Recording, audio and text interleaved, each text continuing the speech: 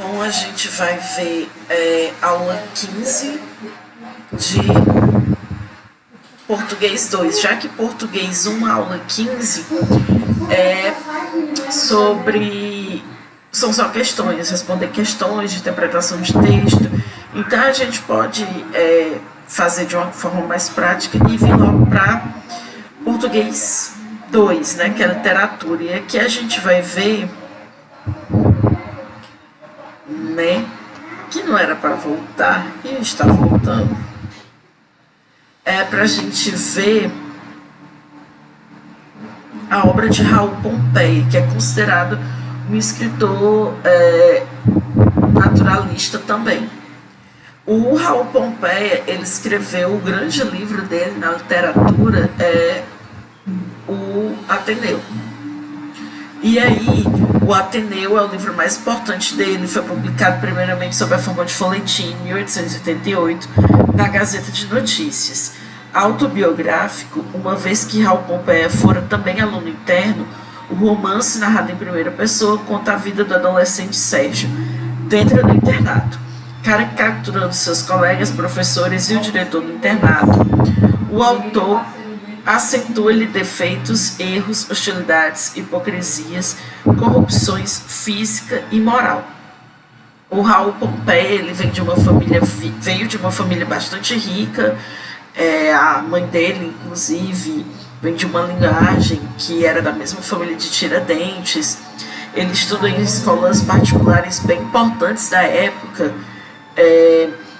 E essa história do colégio interno, do Ateneu, ele tira da própria vivência dele. Ele estudou numa escola bastante rígida, só para garotos, o internato, e essa experiência marcou a vida dele toda. Aí o livro é dividido em 12 capítulos e desvenda as impressões deixadas pelos acontecimentos na memória do adolescente.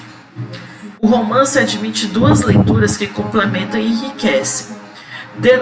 Denotativamente, o romance é resultado da experiência de Sérgio, aluno interno do Ateneu. E conotativamente, pode-se, partindo dos nomes, ver no romance uma metáfora crítica da época. Ateneu vem do grego, simboliza a importação até em modelos culturais típicos da época. Aristarco, que era o diretor egocêntrico e despótico do colégio, tem no nome a própria representação do poder, porque Aristos, radical, presente a aristocracia, quer dizer ódio, e arqué, governo. O aluno Américo, referência ao continente da América, provoca um incêndio, que destrói o colégio, símbolo da monarquia. Emma, a esposa de Aristarco, é a única mulher do colégio. Ela simboliza ao mesmo tempo a mãe e o sexo, o amor. Seu nome é um anagrama perfeito de mãe e ame. E aí a gente vê que tem uma pressão psicológica bastante grande, que o personagem principal sofre nessa história. E uma das passagens mais famosas da literatura brasileira é justamente o início desse livro, em que o pai do aluno deixa ele lá na frente do colégio e diz que lá ele encontrará o mundo.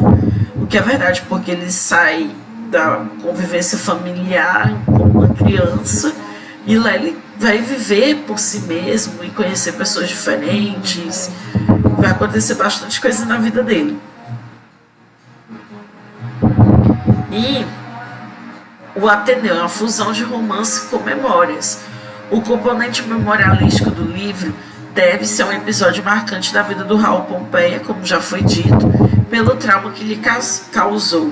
Aos 10 anos, tornou-se aluno de um famoso internato carioca, cujo diretor, o Barão de Macaúbas, era conhecido por sua severidade e prepotência. Assim, reconstruir as atrocidades cometidas nos bastidores do grande colégio da época, frequentado pela fina flor da sociedade brasileira, criticar o sistema educativo do colégio, com suas punições, seu autoritarismo, regime de hipocrisia e espionagem instituído pelo diretor, constitui uma das faces da obra. Nela, o Barão de Macaúbas transfigurou-se literariamente a Aristarco, diretor do Ateneu. E o Raul Pompeia, quando se tornou adulto, ele participou de várias questões políticas, se tornou partidário da República. ele defendeu com bastante fervorosidade o governo do Floriano Peixoto e adquiriu desavenças com amigos, com o meio intelectual do Brasil na época. E por causa disso, algumas pessoas se afastaram dele, os amigos, os intelectuais. Ele sofreu pressões no trabalho e diz, inclusive, que ele se envolveu até em uma confusão, como se ele tivesse falado bastante mal do presidente na época, que era o Prudente de Moraes, enfim. Por causa de vários problemas, melancolia, depressão que ele teve, ele se matou. Aí fala aqui um pouco, ó. Quanto a Raul Pompeia, homem profundamente sensível que se suicidou com 32 anos, podemos dizer que se transfigurou literariamente em Sérgio, o adulto que narra em primeira pessoa a própria história, desvendando as raízes de seu sentimento de solidão, inadaptação e incomunicabilidade. Aqui aparece outra face do romance, em que predomina a interiorização, a percepção psicológica fina e de caráter impressionista. Aí aqui fala que o Ateneu é chamado de crônica de saudades, no entanto ultrapassa essa dimensão autobiográfica por sua qualidade literária. Classifica-se como um romance de formação, isto é, um romance que narra a passagem da mente infantil para a adulta e tem como mola propulsora, como fio da meada, a memória de Sérgio, o narrador personagem.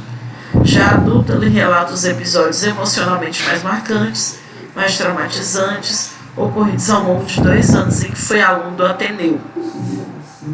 Por uma coincidência, hoje mesmo eu estava lendo um texto que era uma crônica do Jorge Amado, falando que a primeira pessoa que reconheceu ele como escritor de bastante potencial foi um padre do colégio interno onde ele estudava.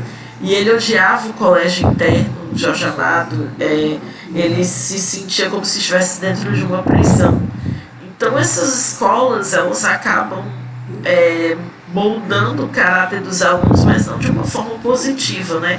Esse tipo de escola que existia aqui no Brasil, que ainda existe em países europeus, é muito comum na Inglaterra, escolas assim como a Eton College, por exemplo. E aí, bom, enfim, tem um resumo, é um capítulo bem pequeno para se estudar, já vem resumos de texto, questões, lembrando que o naturalismo do livro Ateneu é diferente do naturalismo que a gente vê no Curtiço, por exemplo, que é o maior exemplo naturalista que nós temos, porque não tem esse ponto científico a ser provado, né? O Ateneu tem mais uma questão impressionista, um pouco mais psicológico, um pouco mais intimista. Então é bom que vocês resolvam as questões de interpretação textual, façam exercícios de fixação, os propostos e é isso aí, estudem. Tchau.